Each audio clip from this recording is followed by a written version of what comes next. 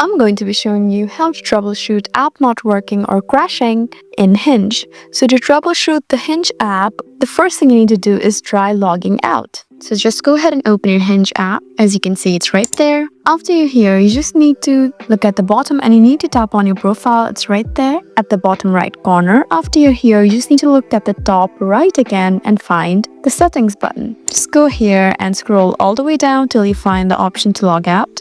It's right above delete or pause account. So just go ahead and tap on log out and sign in again to refresh your account connection. Just go ahead and try that. If it's still not working, then you might need to restart your device. A simple restart can free up system memory and resolve temporary software issues that might be causing the app to crash. Just go ahead and open your App Store or Play Store to make sure you're up to date with the current Hinge app, and check your phone settings for available OS updates, as these can include bug fixes for the app. And in this way, you can successfully troubleshoot app not working or crashing in Hinge. I hope this video was helpful for you.